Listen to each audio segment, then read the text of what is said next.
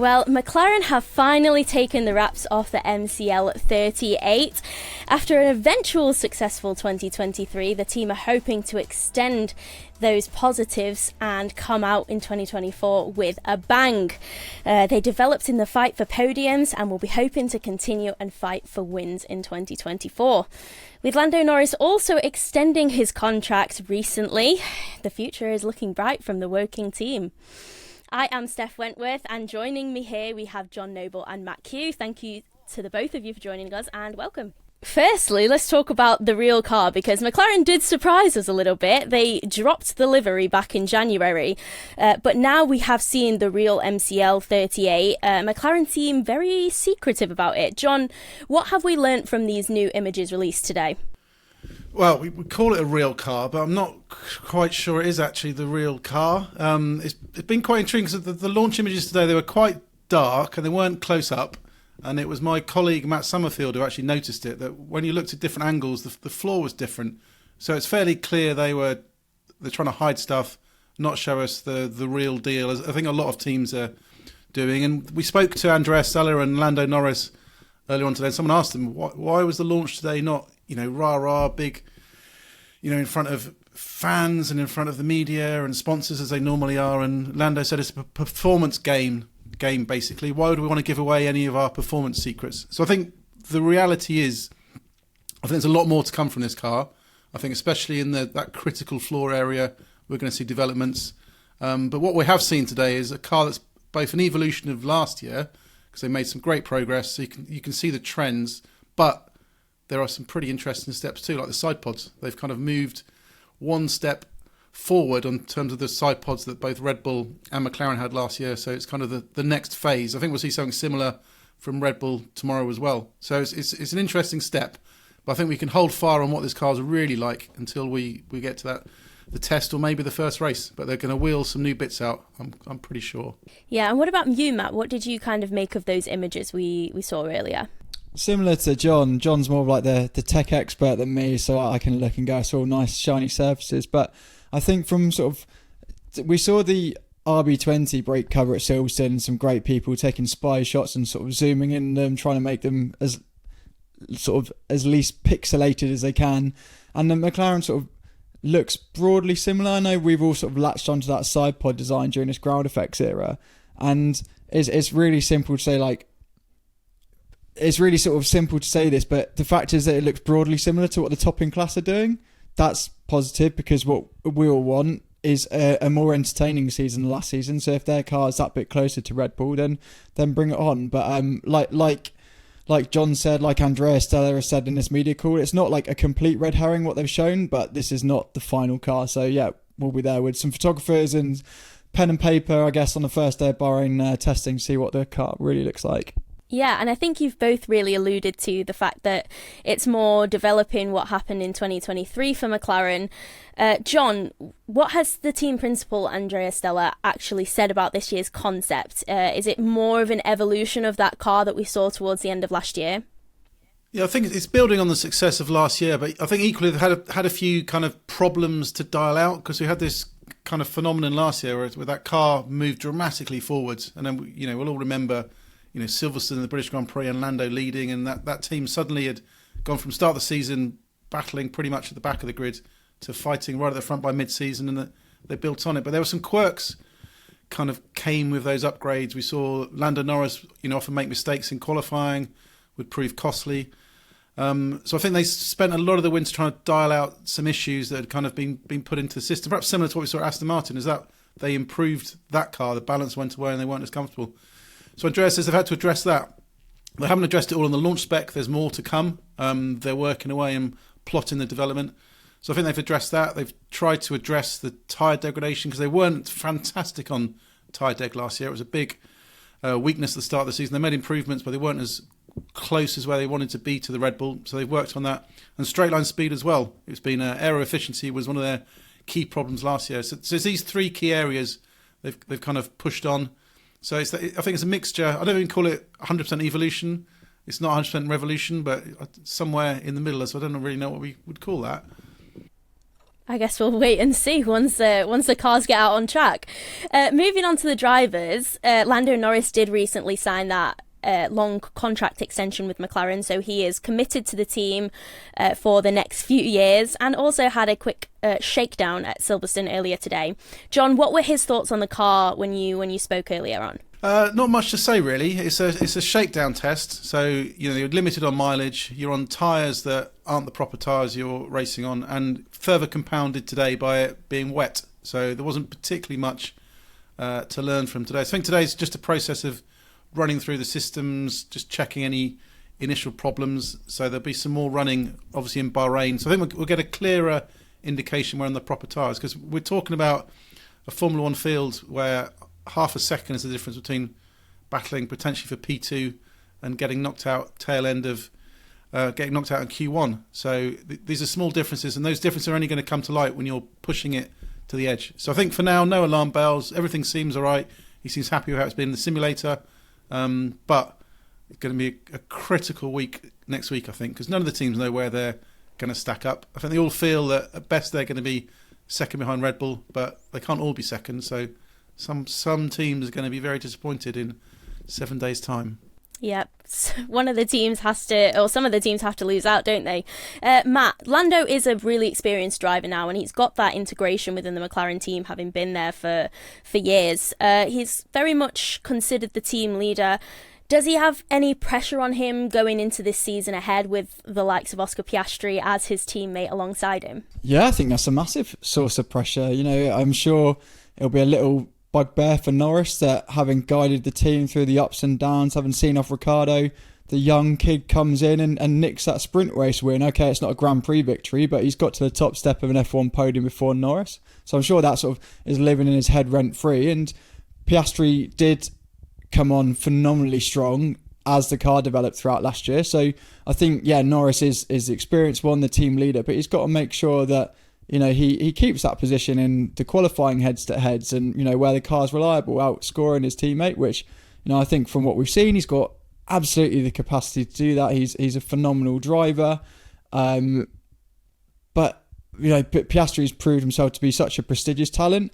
Obviously, they've both committed to McLaren on long-term contracts. A side note, sort of just in the nick of time with Norris, because now there is that Mercedes seat up for grabs to 2025. But they've both committed, so they need to keep working together and sort of focus on that main prize, which is moving McLaren forward, going after Red Bull. And, there's no point when they've got a few seasons stretching out together to go to sort of all-out war in this intra-team battle. But I think, McLaren have got that great thing, which Red Bull are lacking. Mercedes do have, Aston Martin are lacking, which is where if your lead driver on whatever day drops a ball, reliability, slow pit stop, they will have a Piastri or a Norris to step into that gap, to play rear gunner, to allow them to split strategies. It's such a well-matched driver lineup. So that's sort of something to be really envious of, and then just sort of manage that well, bring each other along well. But I think Norris, he's very at ease with his standing, isn't he? He's a celebrity. He's phenomenal in the car. He's loyal to McLaren. They love him. I don't think he's going to be sweating too much. Especially not after that phenomenal campaign last year from Oscar Piastri, because although he is a rookie, he does have the raw speed and the talent to challenge Lando. What do you think he needs to do himself this year? You mentioned the intra-team dynamics and making sure that you maintain that balance within the team, but is there anything that Oscar needs to do to assert himself in that team a little bit more? I'm going to cheat a little bit to make myself sound more informed. I spoke to him in the final races last year, and he said a big thing for him is going to be the off-track. So, he was coming into F1 and basically messed up his logistics a little bit. He was flying at silly times, basically overexerting himself, not allowing him enough sort of rest and recovery. So he's going to refine that outside of the car, so that this longest ever season, as we keep repeating, looks really daunting on the horizon. But if you can just turn up with sort of 2-3% more energy, having a better night's sleep in business class or whatever it is, then that'll go no end. But the fact that we expect McLaren, okay, they've said they've missed some innovations off this launch spec car, they should sort of relatively hit the ground running, and sort of from where he ended the last season, he's got a lot of momentum behind him.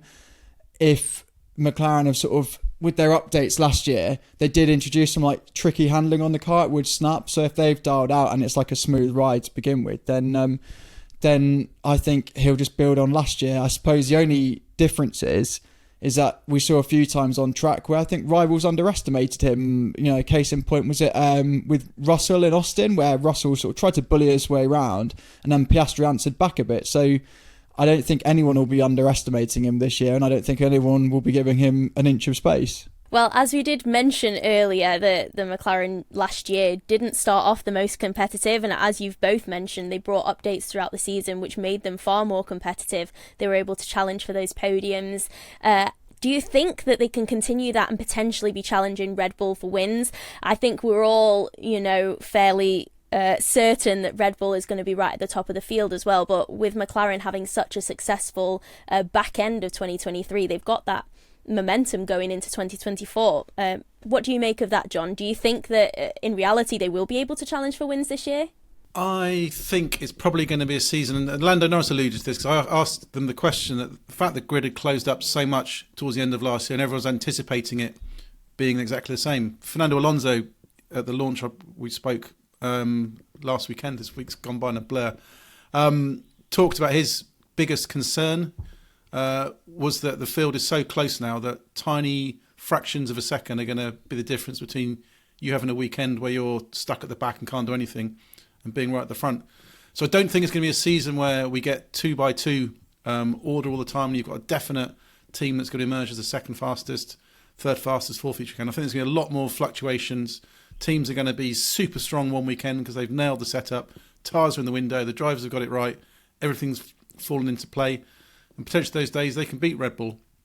But equally, there's going to be weekends where they get it wrong. They're dumped out in Q2 or even Q1, and it's much more an uphill struggle.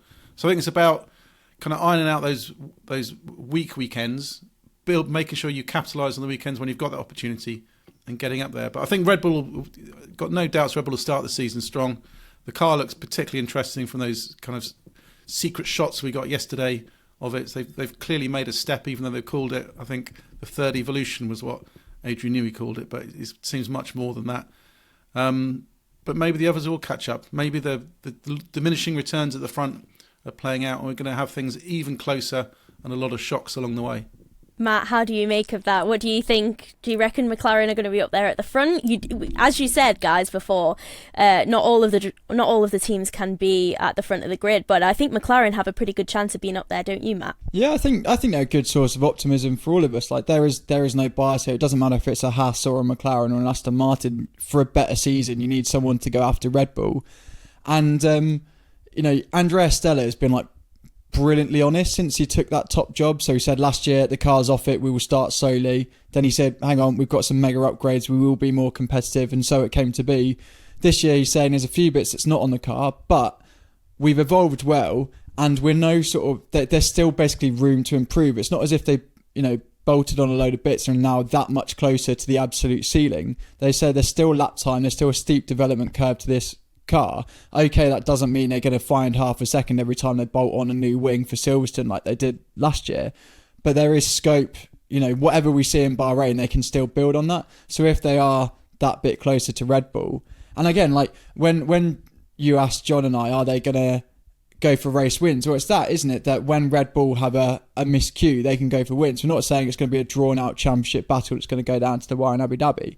But if there's a bit more, if Red Bull do have to sweat, if Perez does drop the ball and someone else is there, and equally if Lando Norris does have a few more snaps of oversteer and then he's lining up 9th or 10th, that unpredictability, that variance will make it more exciting. But I suppose to stop sitting on the fence, I think they will be there or thereabouts. New wind tunnel, some major hires coming in this season, a good driver lineup.